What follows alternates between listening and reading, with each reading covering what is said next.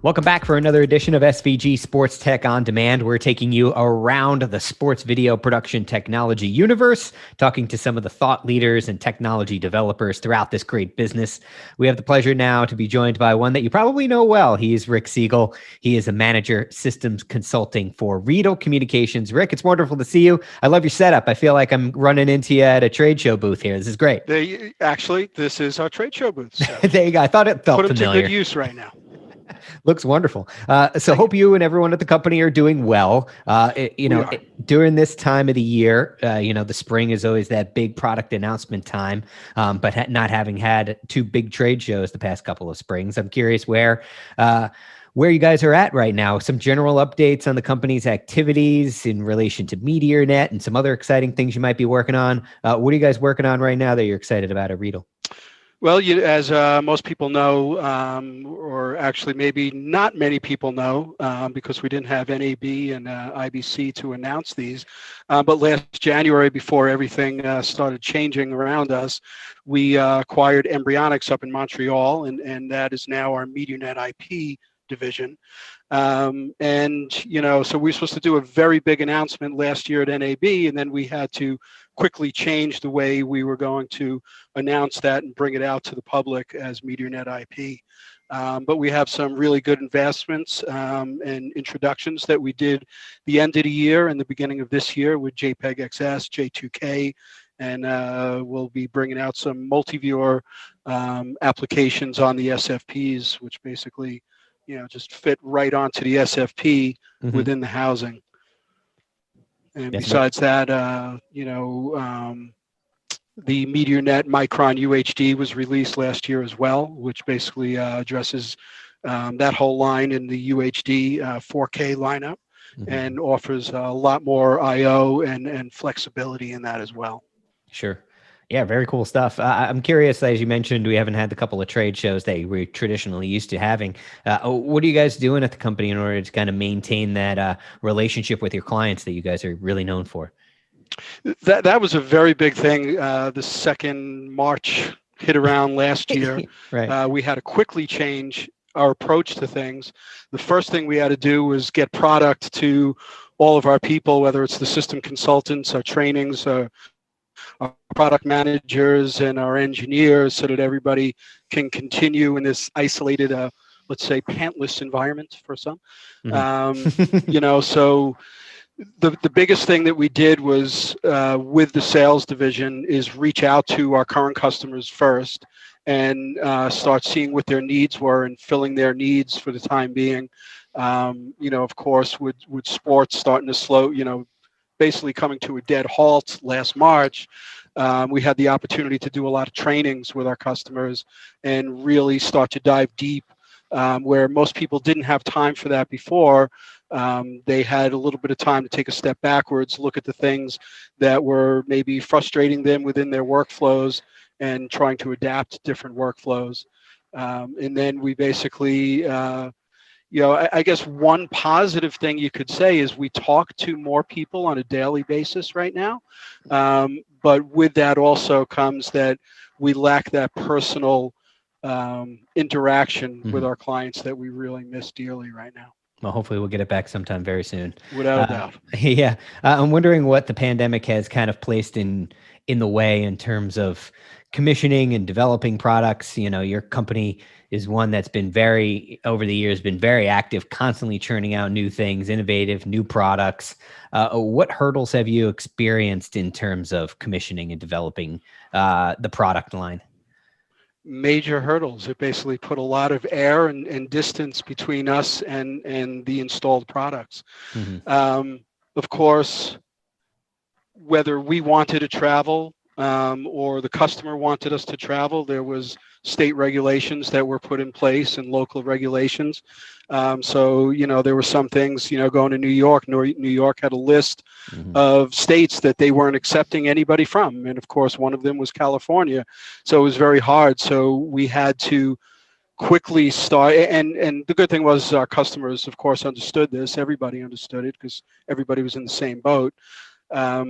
we started to do remote commissioning. So basically having a computer set up on site with TeamViewer, having at least somebody in there that can be our hands-on for the product if we needed them to, do a reconfiguration or move a product from one connection to another connection. And the good thing about that is we proved that we can do these things remotely. Sometimes it takes a lot more coordination to do that. I think some of this will end up lasting, even after the pandemic totally lifts and everybody's able to freely travel.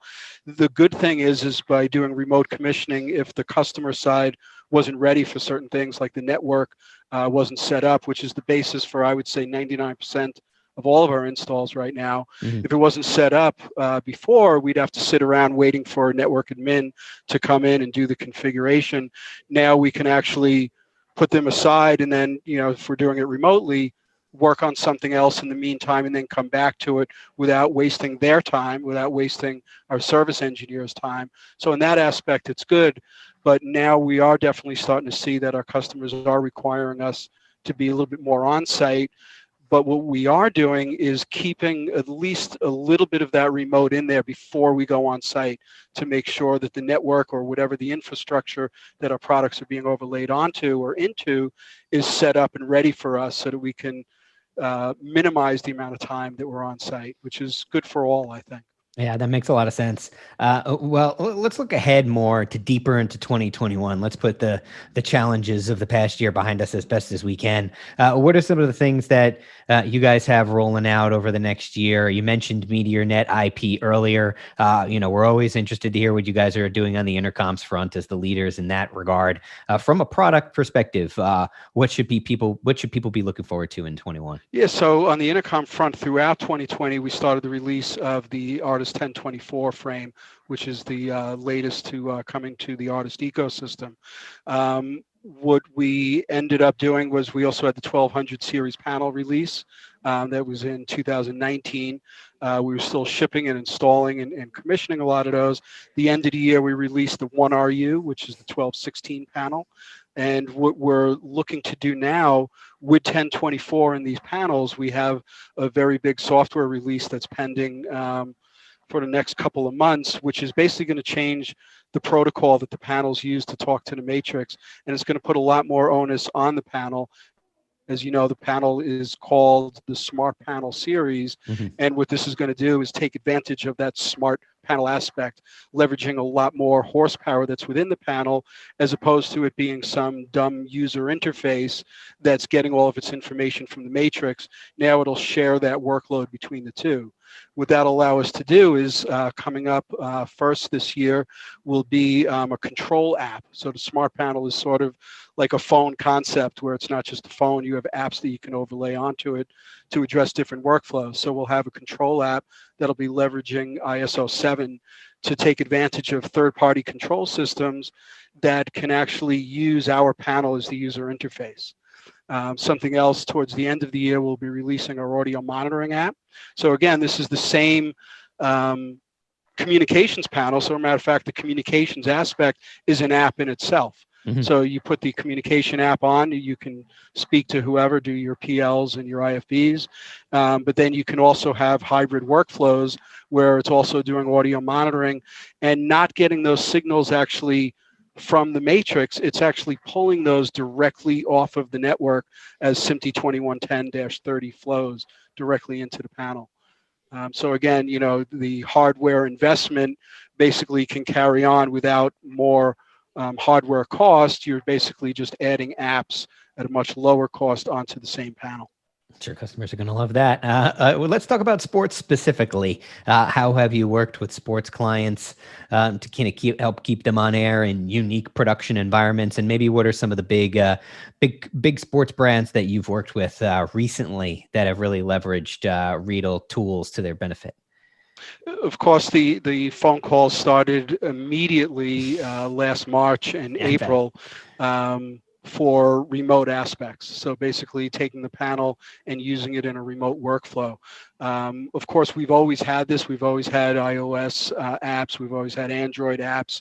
But we also have the ability to take the physical panel and remote it at somebody's house or wherever they want to work from remotely, and then make a very secure connection back to the control room. What this does is, because there's two aspects in remote. There's the remote that we used to have before all this happened, whereas, hey, I have somebody that needs to be a part of this, but is not an integral person in this, where the iOS apps really come in handy. But now we had people from the control room and from the studio that had to be physically remoted back to their homes, yet have their same workflow. So by being able to take the panel and put that back at the operator's house, it gave them the same one-to-one working relationship, and all the programming, it wasn't separate programming, one in the iOS app and one back at the main Matrix frame. All the programming stays back at the Matrix frame, which also can be remoted for access, but it gives the operator the same exact workflow. So they didn't have to learn a secondary interface. Basically, they had their desk and they just brought it home. So that's one thing. That's how we address this change. And then there were other things with Bolero that we introduced, for people working live, especially for cameramen, are really taking advantage of the Bolero wireless system, so that they don't have to, they can stay separated and distanced. And we also added a new version of software on there that allows for monitoring. So there might be other systems that are in there. Take the Super Bowl, for instance, where you might have a bunch of different wireless systems that are all operating within the deck space. Within our 2.2 version of software that we released at the end of last year, it does RF monitoring as well. So you can actually see not only Riedel components that are in the deck space, but other manufacturers, or even phones, that are using the deck space, or wireless headsets that are using it. We can see where they are and operating, to allow more management and security of different competing systems working in the same workspace. I think the other thing you asked is what jobs that we actually did also. Yep. Some big sports clients. Space. Yeah, sure. We were very busy last year with sales that we made at the end of 2019, plus sales that we definitely closed and started to implement within 2020 and 21. So one of the two biggest ones in this area in Southern California is SoFi Stadium. So we did the complete SoFi Stadium and the Allegiant Stadium for the Raiders in Las Vegas. Some of that was done remotely. Some of that was done with a single person going on site and making sure that everything was good as well. Besides that, we just did the Kansas City Royals, Cleveland Indians, Cincinnati Football Club, and Orlando Magic, who already had an artist system, just basically brought in a Bolero system that they added to it. Nice. That's in the stadiums. In the network area, we basically are still in the process of doing NFL Network as they move into Hollywood Park right now. Then there's also Fox Sports with two locations, the Tempe location, which is their MCR, and the Pico location, which is just been delivered and starting to get installed right now. Tempe is actually up and running. These are all these are all full, complete SMPTE 2110 workflows. From the ground up, not only the audio and the intercom, but also on the video side as well. That's very cool. We also did a lot within, speaking of MediorNet IP, NHL and the Tennis Channel was also done. And then we also, at the end of 2019 and all throughout 2020, we're working with MV Sports. And MV Sports in the collegiate front is doing coach-to-coach communications, which we're providing all the equipment for, and they did actually 9 of the colleges and universities in Division I throughout the U.S., and that's been ongoing. So all throughout 2020 and into 2021. Nice. So a lot still going on, despite everything going on in the world. Rick, we really appreciate you taking the time. And hopefully we'll get to see you real soon, and we'll be sitting across from you in that booth set up there, and we'll be able to shake hands and say hi. Maybe and even catch up. And clink some glasses as well. That'd be very nice. Looking forward to it. Yeah, thank you. Really appreciate you taking the time. He is Rick Seegull. He is manager system consulting for Riedel Communications. You can learn more about what Riedel is up to and check out some of the other interviews in our SVG Sports Tech On Demand series right now over at sportsvideo.org. Thank you very much.